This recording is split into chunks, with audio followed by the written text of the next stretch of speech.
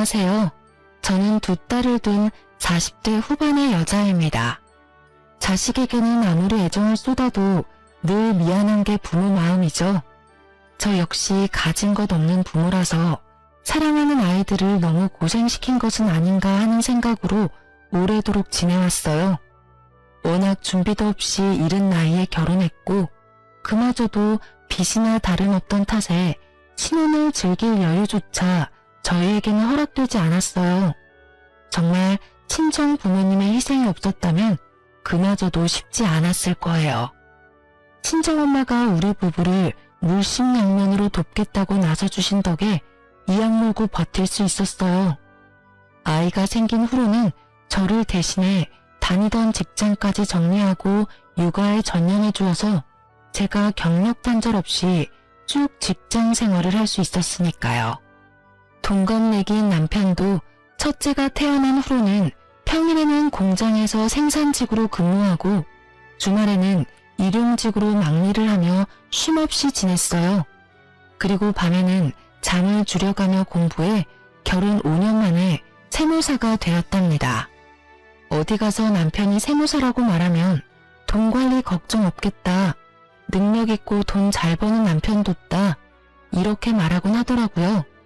저도 남편이 평생 직업을 얻었다는 것만으로도 앞날이 탄탄대로일 거라 믿었어요.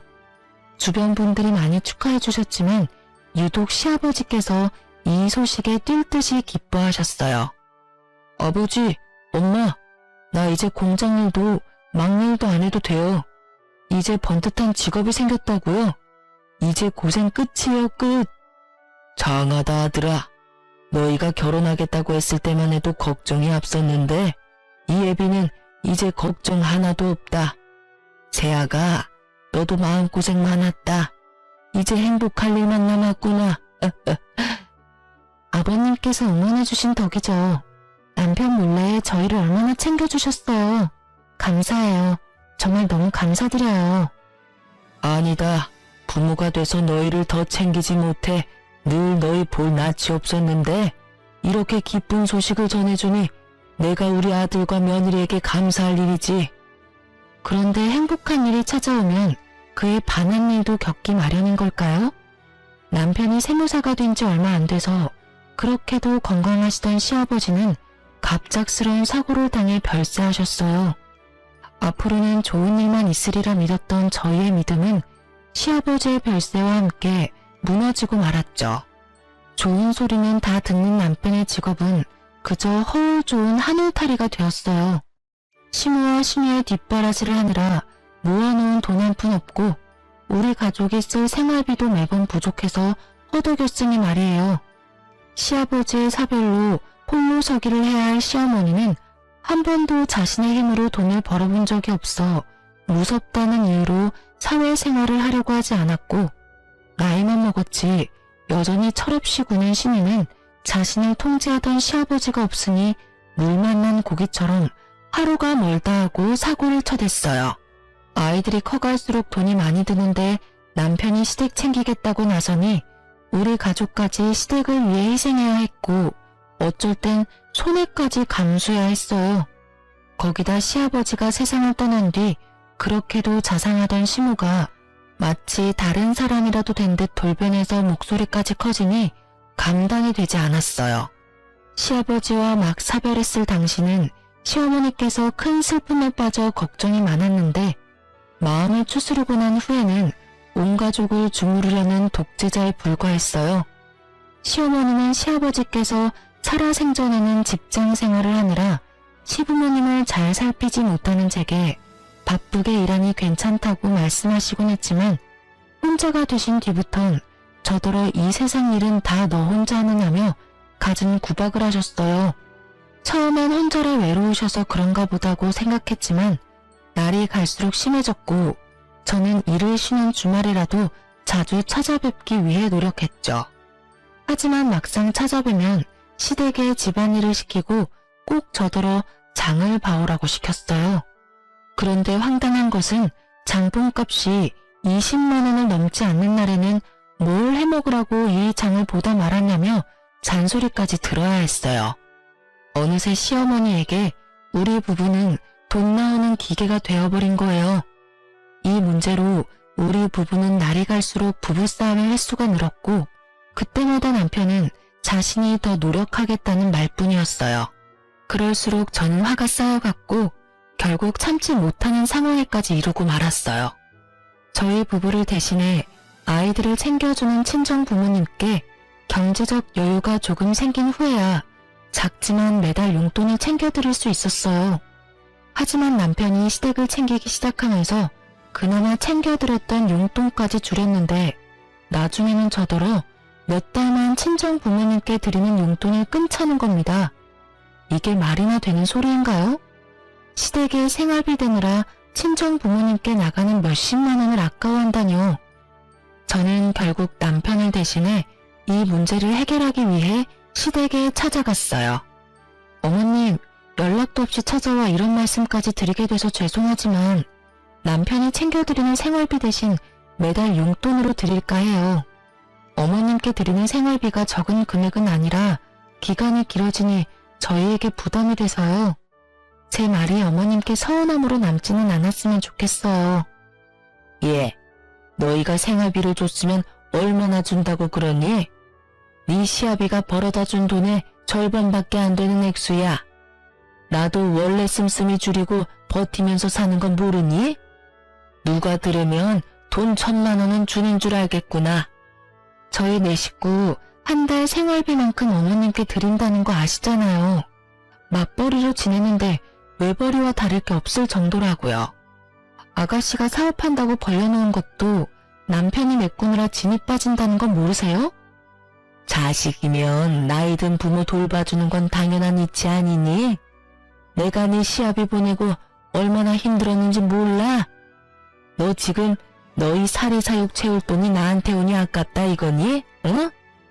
얘 웃기는 애네. 너 고작 남들 비위 맞추는 상담일이나 하면서 바쁜 척은 다 하더니 그것도 네 시부모 챙기기 싫어서 쇼했던 거지? 그럴 리가요. 저희가 사리사욕 채울 게 뭐 있겠어요. 어머님 말씀처럼 부모를 모시는 건 자식의 도리죠. 하지만 그것도 경제적 여유에 맞게 하는 것 아닌가요? 몇 달 전부터는 남편이 저희 생활비는 제때 주지도 못하고 있어요. 어머님과 아가씨 챙기기 위해 제 자식들에게 부족함을 느끼게 할 순 없는 거잖아요. 네 자식들 키우느라 내 자식이 도리를 하는 걸 지금 방해하겠다 이 말이야? 참나, 너 지금 돈 번다고 시어머니 앞에서 유세떠니? 어떻게 손주들 운운하며 없는 척 그래? 되바라진 것. 어차피 너랑 결혼 안 하고 있었으면 아들 버는 돈은 다 우리 위에 쓸 돈이었어. 네가 뭐라고 아들이 나 챙기는 걸 참견해? 어머님 말씀대로 저와 결혼 안 했으면 그랬을지도 모르죠. 그런데 지금은 가정이 있는 가장이잖아요. 이걸 따지는 게 무슨 의미가 있나요? 어머님도 이제 자식 그늘에서 그만 나오세요. 당연하다는 듯 저희에게 도움만 받고 계시지 마시고요. 앞으로는 이전에 챙겨드린 생활비 대신 용돈으로 챙겨드릴 테니까 생활비는 이제 어머님과 신우가 해결하면 좋겠어요. 너 내가 우습니? 어떤 며느리가 시어머니한테 밖에 나가 일을 해라 마라 간섭을 해. 그렇게 너희 생활이 쪼들리면 네가 주말에도 사돈한테 애들 맡기고 나가 일하면 되는 거 아니니? 좋아. 네가 주말에도 일하면서 지내는데도 생활이 힘들면 그땐 생활비로 200만 원씩만 보태라. 더는 양보 없다. 그런 줄 알아.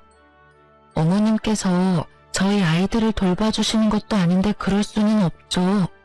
매달 저희 친정 부모님께 드리는 용돈만큼 1원도 차이 없이 드릴게요. 저희도 지금보다 열심히 해서 나중에 부족함 없이 챙겨드릴 수 있도록 할게요. 예, 내가 왜 사돈댁과 같은 액수의 돈을 받아야 하니? 내 아들이 너보다 돈을 더 잘 버는데. 그리고 애들 사교육비로 나가는 돈만 100만 원은 된다고 들었다. 애들이 뭘 안다고 그 큰 돈을 써? 이참에 애들 학원을 끊어라. 그리고 그 돈을 네가 주려는 용돈에 얹어서 주렴. 그럼 이렇게 말싸움 안 해도 되고 얼마나 좋니? 머리 조금 굴리면 될 일을 왜 무식하게 구는지 원?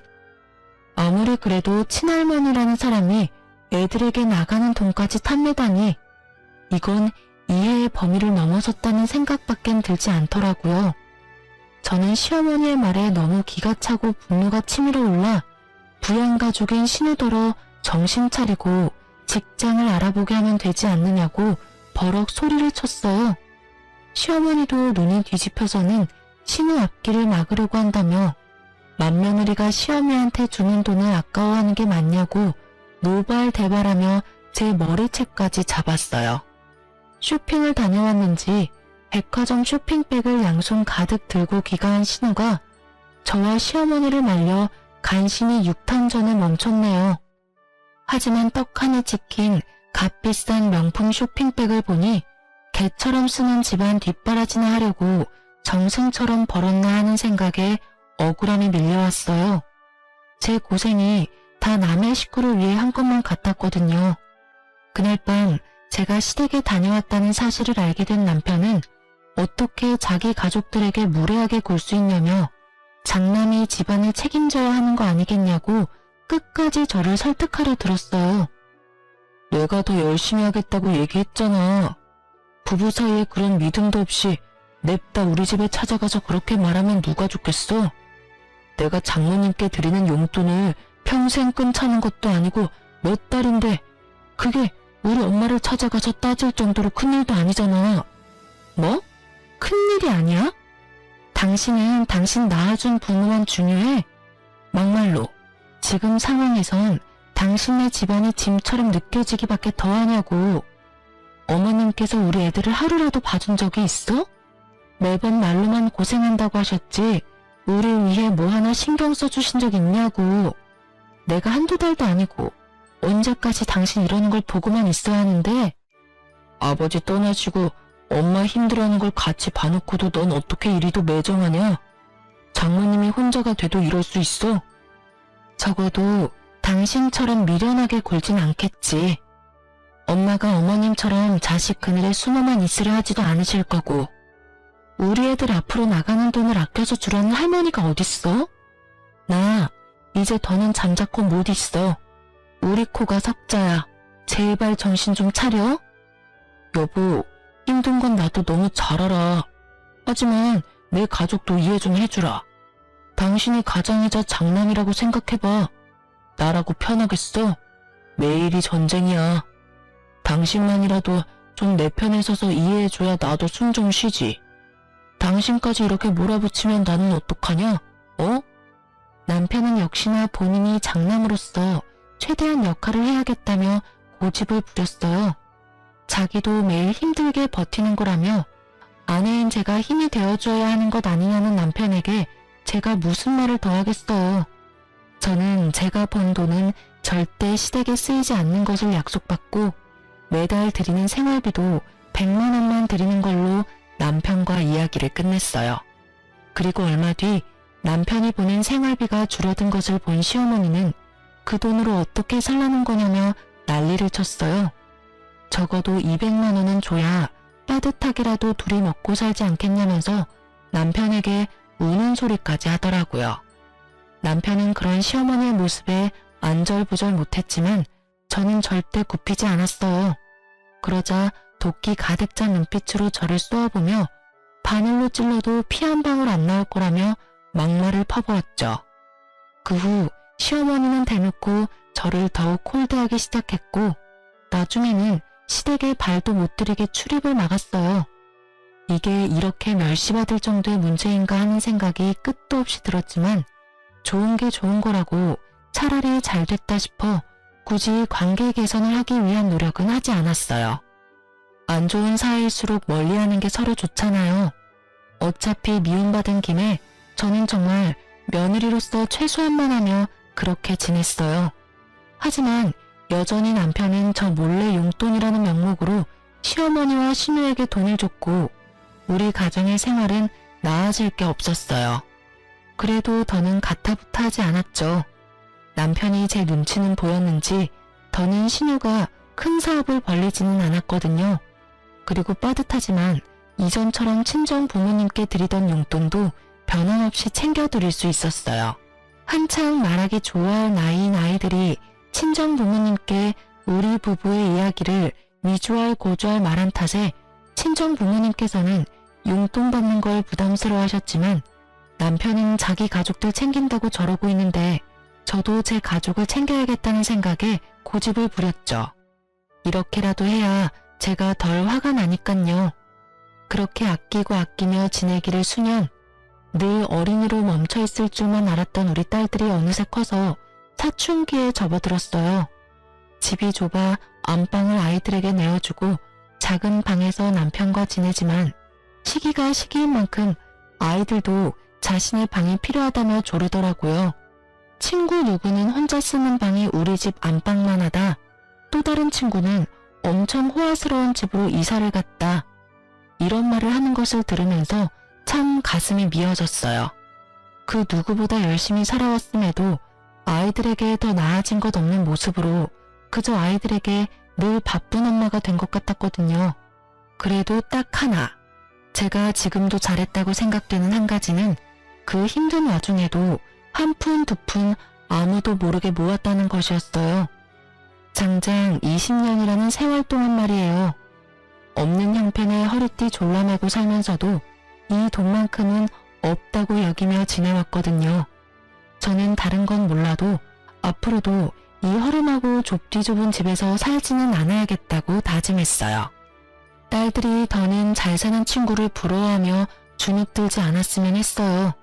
그래서 20년 동안 모으고 모은 돈으로 평생 살 괜찮은 집을 사야겠다고 결심하게 됐죠.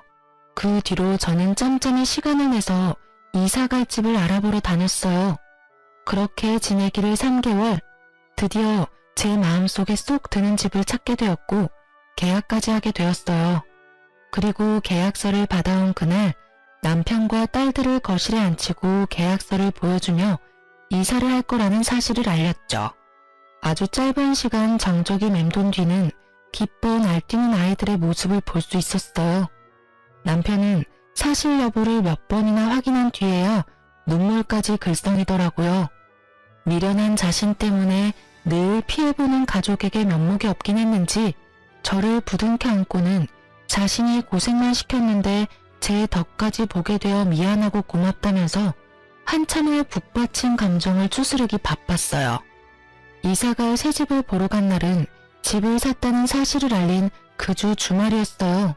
초대하지 않은 사람과 함께 구경하러 가게 될 줄은 몰랐지만요. 이사할 집을 가보기로 하고 나갈 채비를 한창 하고 있을 때 갑자기 누군가 초인종을 눌렀어요. 네, 시어머니가 연락도 없이 대뜸 우리 집에 찾아왔던 거예요. 어떻게 알았는지 제가 구태여 말하지 않았음에도 제가 집을 샀다는 걸 이미 알고 계시더라고요. 더 웃긴 것은 저를 못마땅해 하며 시댁엔 오지도 못하게 했던 분이 제 돈으로 집을 마련했다고 하니 어쩜 그렇게 다른 사람처럼 저를 대하시던지 남편에게나 보여주던 살가운 모습으로 제 이름을 사근사근 부르며 말하는데 당혹스럽기까지 하더라고요. 예, 지우 엄마야. 그간 고생 많았다. 우리 며느리가 이렇게 능력 있고 알뜰한 애였다는 걸 다시 한번 새삼 깨닫는구나. 어쩜 이렇게 기특한 며느리를 뒀을까 싶다니까. 어머님, 무슨 그런 말씀을 하세요. 이전엔 저를 그렇게나 미워하셨잖아요. 어머, 내가 언제 널 미워했어? 그냥 시댁을 챙기는 게 부담스럽다는 말에 내가 상처를 조금 받아서 서운했던 거지. 내가 섭섭한 마음에 내게 모나게 굴었던 점은 마음에 담아두지 말렴. 내가 생각해도 그때 내가 너무 어리석었다 싶어. 그래 엄마, 서운할 수 있지만 그래도 우리 다 가족인데 좋게 풀려서 다행이다. 엄마가 그렇게 먼저 말씀해 주시니까 지우 엄마도 마음이 좀 풀릴 거야. 우리 가족 화목한 분위기 너무 좋다. 이사 가려니까 가족 사이도 더 돈독해지려나 봐. 먼저 그렇게 말씀해 주시니 제가 몸둘 바를 모르겠네요. 그래도 용기 내서 좋은 말씀도 해주시고. 앞으로는 모나게 굴지 않으마. 내가 더 성숙하게 대했어야 했는데 그러지 못했어. 앞으로는 딸처럼 여기며 지내마. 너도 안 좋은 감정이 남아있다면 풀었으면 좋겠구나. 다 늙어서 나 챙길 건 우리 며느리랑 장남밖에 더 있겠니? 너희 부부가 노후를 보낼 소중한 공간이니 내가 꼭 한번 가보고 싶어서 이렇게 왔는데 불편해하지 않았으면 하구나. 그럼 어서 더 늦기 전에 출발하는 게 어떻겠니? 마음 같아서는 이 가식덩어리인 시어머니를 당장이라도 함께 갈 수 없으니 그만 돌아가시라고 말하고 싶었지만 이렇게까지 굽히는 모습에 꾹 참았어요. 저도 괜히 아이들 앞에서 시어머니에게 못되게 굴 수도 없었고요. 함께 저희 차로 새로 이사갈 집을 향해 가는데 차에서도 내내 우리 부부의 칭찬을 늘어놓기 바빴어요. 남편과 제가 궁합이 잘 맞아서 이렇게까지 성공할 수 있었다느니 제가 능력이 없다 했지만 실은 남편보다 훨씬 대단하다느니 그렇게 무시할 때는 언제고 이제 와서 왜 저러나 싶으면서도 나쁘게 말하지 않는 게 다행인 건가 싶기도 하더라고요. 그렇게 속에도 없는 제 칭찬을 늘어놓는 시어머니의 말을 듣다 보니 새 집에 도착했어요. 시어머니는 애들보다도 더 떨린다고 요란 법석을 떨었어요. 하지만 좋은 게 좋은 거라고 결혼 20년 만에 처음으로 저희 부부가 이사하는 거니 시어머니도 기대가 되나 보다 하고 넘겼어요. 집 내부를 살피는데 시어머니 눈이 반짝반짝 빛을 내며 구경하다가 갑자기 꼬치꼬치 캐묻기 시작하는 거예요. 그런데 사람이 참 이상하죠. 관심이라고 여기고 좋게 생각하려는데 자꾸 시어머니를 볼수록 싸한 기분이 드는 겁니다. 거기다 이 방은 이렇게 쓰면 좋겠고 가구는 이렇게 놓으면 딱 맞다. 저 방은 드레스룸으로 딱이다며 방마다 쓰임을 정하듯 말하면서 발코니까지 샅샅이 보더라고요. 오죽하면 둘째 딸이 시어머니에게 누가 보면 할머니가 이사 오는 줄 알겠다. 할머니도 우리가 이사하는 게 그렇게 좋아? 라고 물어볼 정도였죠. 그 말을 들은 시어머니는 들뜨는 걸 어쩌겠냐며 호탕하게 웃으셨어요. 실로 새 집을 보고 돌아온 이후 큰 사건 없이 평안한 일상을 보냈어요. 시어머니가 저를 대하는 태도까지 시아버지가 살아계실 때처럼 살가워지더라고요. 그래서 집 구경을 갔던 날 느꼈던 그 불안한 기분은 틀어진 관계에서 비롯된 제 착각이었나 싶더라고요. 지금 생각해보면 착각이길 바랬나 싶네요. 남편과 시어머니가 더 이상 제 가정에 피해를 주지 않으니 점점 제 마음도 풀려갔죠. 온 가족이 이삿날만을 고대하며 그렇게 행복한 마음으로 지냈어요. 뒤에서 시어머니가 어떤 작당모의를 하는 줄도 모른 채 이제야 모든 게 잘 풀리는 것 같다고 바보 같은 생각까지 하면서요. 그러나 어김없이 우리 가족의 이사 당일 문제가 터지고 말았습니다. 한 집에서 20년을 사니 어찌나 짐이 많던지 이삿짐 센터에 사다리차까지 부른 대이사였어요. 그래서 이른 아침부터 준비해 일찍이 짐을 옮겨 차에 싣고 새 집으로 향했죠. 도착해서는 저와 남편이 본격적인 이사를 위해 현관문을 열어두려고 불이 나게 새 집으로 올라갔어요. 그러곤 들뜬 마음으로 현관 도어락을 누르는데 무슨 일인지 자꾸 틀렸다는 소리만 날 뿐 문이 열리지 않는 거예요. 남편과 저는 당황스러움을 감추지 못했어요. 저번 집 구경을 왔을 때 우리 가족만 알 수 있도록 비밀번호를 바꾸고 여러 차례 확인까지 했기 때문에 부동산에 물어볼 수 없는 노릇이었거든요.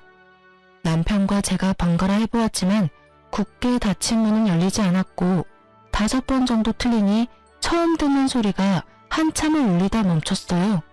그런데 그 소리가 멈추고 5분쯤 흘렀을까요? 절대 열리지 않던 현관이 안에 있는 누군가에 의해 맥없이 열렸고 곧 집에서 나온 사람을 보고 저는 기함했어요. 마치 자기 집인 듯 누가 이렇게 시끄럽게 하냐며 성이 잔뜩 난 목소리를 하며 나온 사람은 바로 신우이였죠. 그렇게 뻔뻔하게 우리 집에서 나와서는 한다는 말이 가관이었어요. 누가 아침부터 이렇게 시끄럽게 굴어? 뭐야, 오빠랑 새언니네? 이른 아침부터 무슨 일이에요? 남의 집 도어락은 왜 그렇게 눌러대서 사람 잠을 다 깨워요? 아가씨가 왜 내 집에서 나와요? 이게 다 어떻게 된 일이에요? 도대체 어떻게? 누가 보면 진짜 언니네 집인 줄 알겠네. 상황 파악이 안 되나 본데 지금 내 집에 쳐들어오려는 모양새인 거 모르겠어요? 그게 무슨 소리야? 분명 엄마도 우리가 이사올 새 집이라고 같이 구경까지 왔었는데 너 지금 이게 뭐 하는 짓이야? 어떻게 이렇게 앙큼한 짓까지 하실 수 있지? 어쩐지 사람이 갑자기 변하면 죽을 때가 된 거라던데 왜 그렇게도 미워하고 나에게 갑자기 태세 전환을 했나 했더니 이런 꿍꿍이었어. 아가씨, 당장 내 집에서 나가요. 나가라고요. 당신 그게 무슨 소리야? 꿍꿍이라니. 당신은 지금 상황 파악이 안 돼? 어머님이 우리랑 같이 구경하겠다며 왔던 날 다 이러려고 따라왔던 거잖아. 나한테 이빨한 소리까지 해대면서 띄워주고 안심시켰던 게 다 신우한테 우리 집 뺏어서 주려고 했던 거라고. 진짜 지긋지긋하다. 아가씨, 뭘 구경하고 서 있어요? 당장 짐 챙겨서 돌아가라니까요? 내가 왜 그래야 하는데? 여기 내 집이야. 내 집이라고. 세연이나 다시 그 허름하고 좁아터진 집으로 돌아가요. 내 집에 한 발짝이라도 들어오면 주거 침입으로 신고할 줄 알아? 감히 앞으로 내가 살 내 집에 쳐들어오려고? 어림도 없지. 신우는 자기 집이라며 우기면서 되려 그 집에 들어가려는 저를 주거 침입자 취급까지 해댔어요. 저는 그제야 이사집을 구경하러 온 날 시어머니가 따라와서 그렇게도 설레고 기뻐했던 이유를 알게 되었어요. 제가 말해주고 나서야 눈치를 챈 남편은 땅 꺼질 듯이 한숨만 푹푹 내쉴 뿐이었어요. 저는 참을 수 없는 분노에 휩싸여 무작정 시어머니에게 전화를 걸어 지금 이곳으로 오라고 노발대발했고 그런 저에게 어떤 며느리가 시어머니를 오라가라 하냐며 제게 막말을 퍼부어댔어요. 하지만 저는 아랑곳하지 않고 시모에게 신우가 길바닥에 나앉는 꼴을 보고 싶은 게 아니라면 당장 오라고 30분 안에 오지 않으면 그땐 경찰 부르겠다고 따졌어요. 시어머니는 그래도 자기 딸이 쫓겨날까 걱정은 됐는지 정말 딱 30분 만에 오더라고요. 저는 시어머니를 보자마자 어떻게 된 일인지 직접 자초지종을 설명하라고 언성을 높였어요. 염치 없는 사람으로 치자면 따라올 자가 없을 정도인 시어머니는 이 상황에서도 당황스러운 기색조차 없이 되려 저를 향해 소리를 지르기 바빴어요. 이 멍청한 거사, 딱 보면 모르니? 불쌍한 내 딸 결혼 전에 좋은 집에서 좀 살아보라고 한 게 뭐가 그리 불만이라고 날 여기까지 불러내? 어머님, 아무리 그래도 제 남편도 어머님 아들이고요. 저와 아이들도 어머님의 가족이에요. 그런데 도대체 왜 저희에게 이렇게까지 하시는 건데요? 제가 20년을 꼬박 모아서 태어나 처음으로 산 집이에요. 그런데 이런 식으로까지 회방 놓고 싶으세요? 제발 좀 이제 각자 도생하자고요. 이것이 뭐 잘났다고 큰 소리야? 그래, 내가 너희 좋은 새 집에서 사는 게 배 아파 못 참겠어서 40이 넘어서도 부모 밑에 있는 가여운 내 딸 좋은 집에서 살라고 너희보다 먼저 들어가서 진을 치고 있으라고 시켰다. 그게 왜? 이 집안 가장인 내 아들 덕존 동생이 보면 어떠니? 어머님께서 어머님 아들 앞길까지 맡고 계시는 걸 왜 모르시냐고요. 아니면 정말 남편이 저랑 이혼이라도 하고 우리 애들이 멀쩡한 부모랑 찢어졌으면 싶으신 거예요. 그리고 이 집은 제 명의 제 집이에요. 아가씨가 이렇게 먼저 들어와서 진을 치고 있는 건 무단 침입이라고요. 그래서 지금 네 신우를 신고라도 하겠다 그 말이냐? 응? 이 얼빠진 것. 내가 바라는 건 별거 없어. 내 딸이 나랑 분가하면 네가 그렇게 목에 핏대 세워가며 말렸던 생활비를 더 요구할 명분이 생기는 거 아니겠니? 그러게 그냥 좋게 생활비 주지 그랬어. 아니면 지금이라도 더 올려주던가. 그럼 내가 우리 딸 구슬려서 짐 빼마. 지금 고작 생활비 더 받으려고 이런 비상식적인 일까지 벌이셨단 말씀이세요? 신우에게 이러라고 지시한 것도 전부 어머님이시고요? 뭐야? 비상식적? 눈이 뒤집혀 배는 게 없니? 말하는 꼬락서니가 천박해도 너무 천박해. 내 몫을 챙기기 위해서 못할 건 또 뭐니? 모든 수단을 가리지 않았을 뿐이다. 그리고 되바라진 너도 본때를 좀 보여줘야 기어오르지 않을 거 아니냐? 이게 다 너 하나 때문에 벌어진 일이야. 시어머니는 이 모든 일을 생활비를 더 받기 위해 저질렀던 거였어요. 다 저 때문에 벌인 일이라고 잡아떼는데 정말 기가 차서 입이 다물어지지 않더군요. 신우가 우리 집으로 들어온 게 전부 시어머니가 이 집에 눌러앉아 있으면 다 신우 것이 된다고 꼬셨고, 멍청한 신우는 자신에게 집이 생긴다는 말에 차리분건 못하고 신나서 자기 짐을 풀고 지내고 있었던 거죠. 그런데 더 문제는 이삿짐 센터 직원들이 더는 지체할 수 없다고 어떻게 할 거냐며 불만을 토로하기 시작한 거예요. 신우는 이때다 싶었는지 깨끗하고 넓은 이 집이 마음에 쏙 든다고 절대 나갈 수 없다며 들여누워 시위까지 벌이는 겁니다. 이런 중대한 일에 애도 아니고 말도 안 되는 때를 쓰는 게 맞는 건가요? 저는 하는 수 없이 이삿짐 센터에 양해를 구하고 다음 날로 이사를 미룬 뒤 직원들을 돌려보냈어요. 그리고 시어머니와 신우에게는 내일 짐 풀기로 했으니 오늘 중에 당장 이 집에 있는 신우의 짐을 전부 빼서 시댁에 다시 가져다 놓으라고 엄포를 놓았죠. 하지만 저를 우습게 하는 시무와 신우는 제 말에 콧방귀 끼며 안 빼면 어쩔 거냐고 비아냥대기까지 했어요. 정말 머리가 지끈거리고 심장이 터질 것처럼 화가 치솟았는데 더욱 저를 미치게 만드는 건 이 상황에서도 여전히 큰 소리 한번 제대로 못 치고 입을 꾹 다물고 있는 남편의 모습이었어요. 내가 이런 꼴이나 보자고 이런 정신 빠진 시댁을 가족이라고 뒀나. 부당한 대우에도 부모라고 입 한 번 뻥긋하지 못하는 덜 떨어진 남편을 앞으로 뭘 믿고 살아야 하나 하는 생각들이 물밀듯 밀려왔는데 하필 그때 눈치 없이 떠든 신우의 혼잣말이 제 귓속에 꽂혔어요. 난 비위나 맞추며 굽신대는 일하면서 번 돈으로 집 마련한 게 뭐 자랑이라고 나더러 나가라 말아야? 자기가 내 오빠 아니면 능력 있는 남자를 만날 수나 있는 줄 아나. 우리 오빠가 세무사가 됐으니까 푼돈이라도 한 푼 두 푼 모아서 이 집 산 거면서 원래 없이 살았으니까 주제에 맞게 그 집에서 쭉 살지 무슨 이사를 하겠다고? 저는 신우의 말에 머리보다 몸이 먼저 움직여 신우의 머리채를 잡고 말았어요. 결국 신우와 시무를 상대로 몸싸움까지 벌이게 되었고 남편과 딸들까지 나서서 간신히 멈췄지만 제 분은 풀리지 않았어요. 저는 더는 말 섞고 싶지도 않고 한 공간에 함께 있고 싶지 않으니 당장 신우 짐을 싹 가지고 이 집에서 썩 꺼지라고 소리쳤어요. 그러고는 짐 빼기 전까지 한 발짝도 움직이지 않겠다고 마음먹었어요. 하지만 신우와 시어머니는 제 말을 들은 척도 하지 않고 괜한 힘만 빼서 허기가 진다며 식사하러 가버렸죠. 제가 어쩌지 못할 거라고 생각했던 거예요. 저는 남편에게 아이들 먼저 친정에 데려다 주라고 시켜놓고 혼자 남은 틈을 타 신우의 짐을 모조리 쓰레기장에 가져다 버리고 업체를 불러 현관까지 다 뜯어 고쳤어요. 뭘 하다 왔는지 해질녘에야 신우와 시어머니가 돌아왔어요. 하지만 바뀐 도어락 덕에 집 안으로 발도 들이지 못한 채 한참을 복도에서 난리만 치다 다음날 다시 올 테니 두고 보라고 소리친 뒤 돌아갔어요.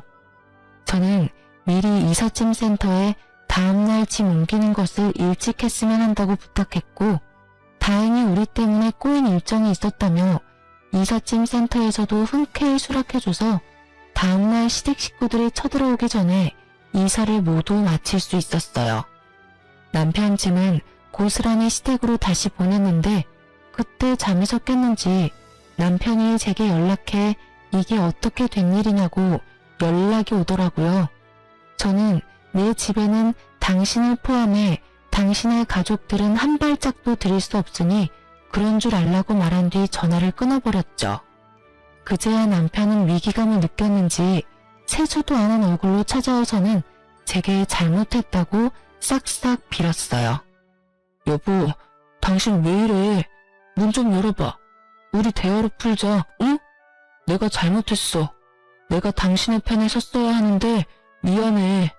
앞으로는 절대 이런 일 없도록 내가 잘 처신할게. 제발 얼굴 보고 이야기해. 애들 올 시간 됐으니까 돌아가.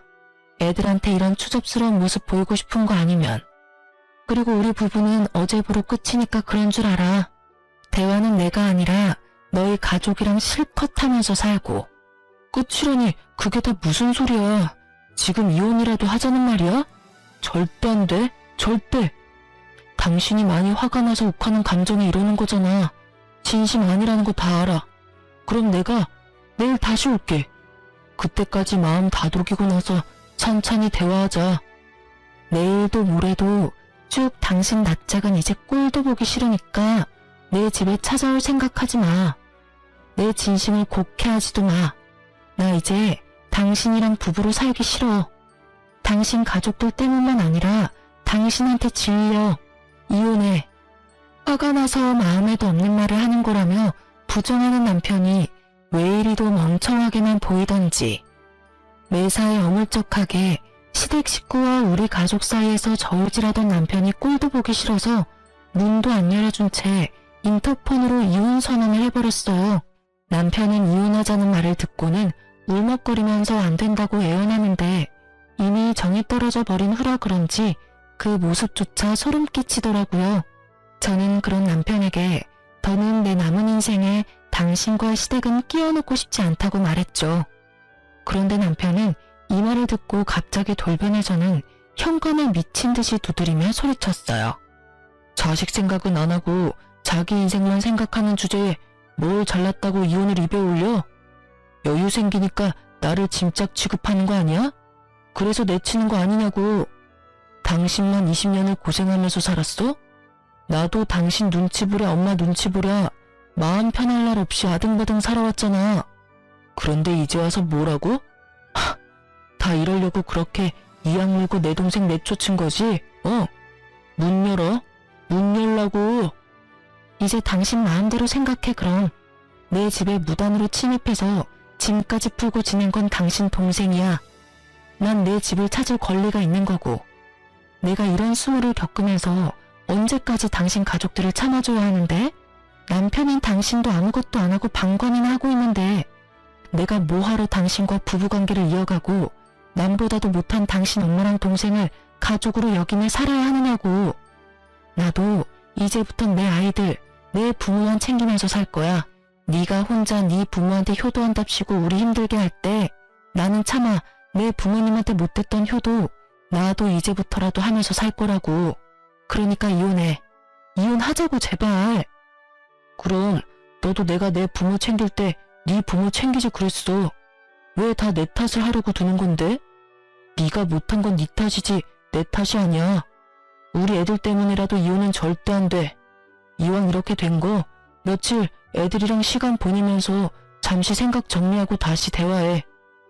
남편은 성인한 성은 다 내놓고 이혼은 안 된다며 인심 쓰듯 생각 정리할 시간을 주겠다고 말하곤 돌아갔어요.